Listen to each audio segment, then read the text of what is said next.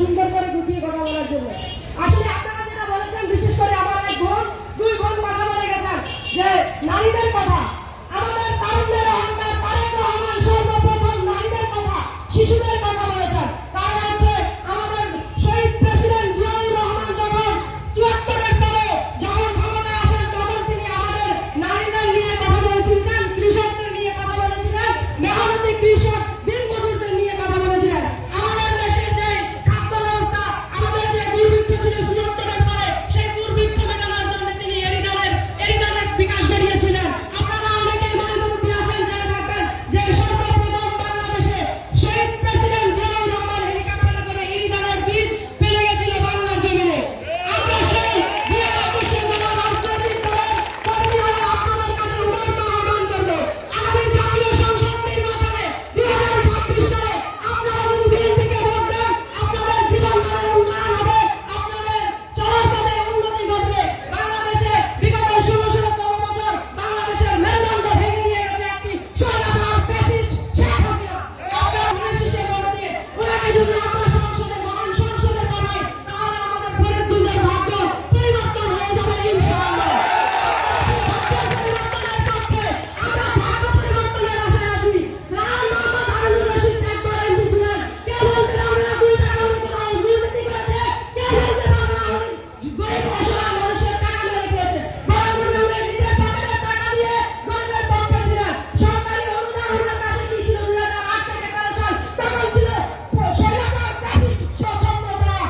সেই আমলে তিনি যখন এমপি ছিলেন, তখন তার কাছে কি বা ছিল? কিন্তু তিনি জনগণের ক্ষুধা মেটানোর জন্য নিজের পকেটের অনেক টাকা খরচ করে আমাদের পাশে দাঁড়িয়েছিলেন। যদিও কাউকে পরিপূর্ণ সেবা দিতে পারে নাই, ইনশাআল্লাহ আমরা আশা রাখি আগামী ত্রয়োদশ জাতীয় সংসদ নির্বাচনে রায় মোহাম্মদ হারুনুর রশিদ অসহায় গরিব মেহনতি মানুষের পাশে থাকবেন।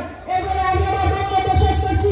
বাংলাদেশ জিন্দাবাদ, বাংলাদেশ জাতীয়তাবাদী দল জিন্দাবাদ, বাংলাদেশ জাতীয়তাবাদী মহিলা দল জিন্দাবাদ, সোনালী ইউনিয়ন জিন্দাবাদ, দেশনেত্রী বেগম খালেদা জিয়া জিন্দাবাদ, তরুণদের অহংকার তারেক রহমান জিন্দাবাদ।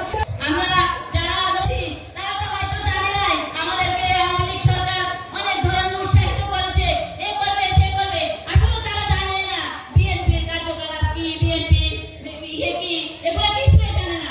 আজ আমরা ৩১ দফাকে ঘরে ঘরে বুঝিয়ে দিয়ে আমরা বুঝিয়ে দিবে, আমাদের মা বোনদের সম্মান দিয়েছে। আমাদের বেগম খালেদা জিয়া আমাদেরকে ছেড়ে কখনো যায় নাই। তিনি বলেছেন আমার বিদেশে কোনো ঠিকানা নাই, আমার ঠিকানা বাংলাদেশ।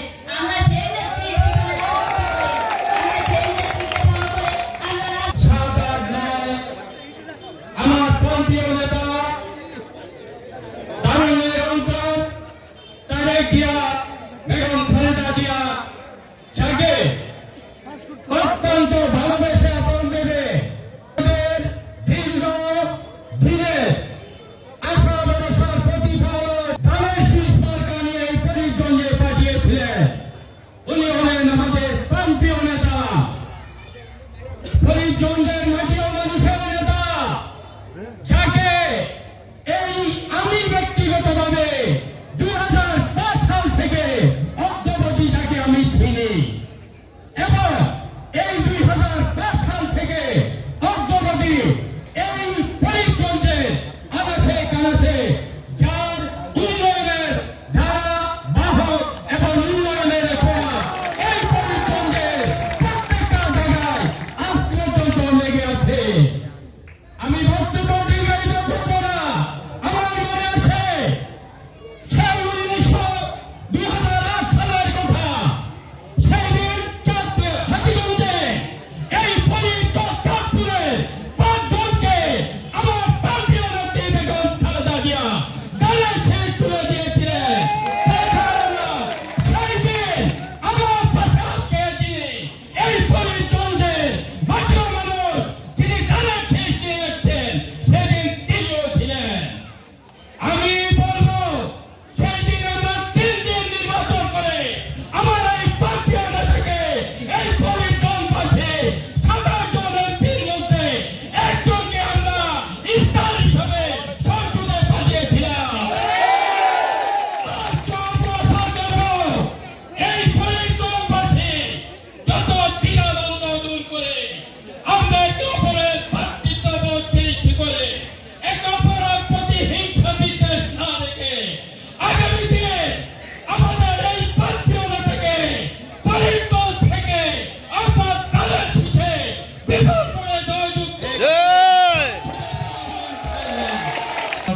9 নং ইউনিয়ন কর্তৃক আয়োজিত আজকের এই উত্থান বৈঠকের সম্মানিত সভাপতি, উপস্থিত ফরিদগঞ্জের সার্থক জনতার নায়কমণি, ফরিদগঞ্জ মাটির মানুষের নেতা, ধানের শীষের কান্দারি মনে হয়। তো সুতরাং আমি আমাদের নেতা কর্মীদেরকে অত্যন্ত ভালোবাসি, আমি ফরিদগঞ্জবাসীকে অত্যন্ত ভালোবাসি। আমি ফরিদগঞ্জের উন্নয়নে যত চেষ্টা করছি, এই আমার জন্য যে সময় রাখছে, এই সময় আসলে এই সমস্ত কথা বলা যাবে না। কারণ খামাখা অল্প করতে লেজ দিয়ে স্টার্ট করবো, না মাথা দিয়ে স্টার্ট করবো, না পেটে দিয়ে স্টার্ট করবো, কোনখান দিয়ে স্টার্ট করবো, কোথায় যাই কোথায় শেষ করবো, কোনো আগামাথা আমি পাবো না। সুতরাং এগুলোর জন্য আরো সময় লাগবে। আরেকটা নামাজের আজান দেয়, এখান দিয়ে এই অবস্থা চলে যায়। আবার এখান থেকে যাওয়া একটা স্টেজ করছে, একটু যদি সাইডে ছুটে পড়তো তাহলে রোদ্রে রোদ্রে মানুষ একটু কষ্ট পাইতো না। আমাদের নেতা কর্মীদেরকে বললে সব জিনিস একটু চিন্তা ভাবনা করে করার জন্য।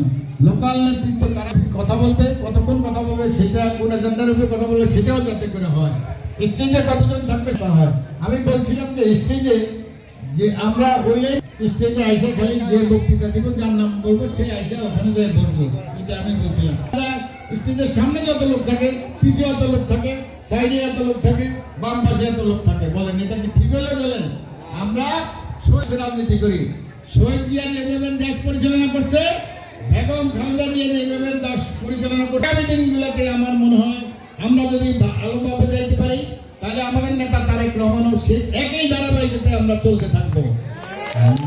আর এই উন্নয়নের কথা বলছেন, আসলে আমার কথা হলো উন্নয়নটা আমি সেইভাবে বুঝি, আমাদের দল কিভাবে চলে। এবারকার মধ্যে আমাদের টিপু সাহেব বলছে, আমি আবার সেই কথা বলতে চাই না, ফ্যামিলি কার্ডের কথা না, আপনারা নিশ্চয়ই মানে এটাতে অবগত আছেন। ফ্যামিলি কার্ড মানে হলো যে ফ্যামিলির প্রধান, তা মানে মহিলা তাকেই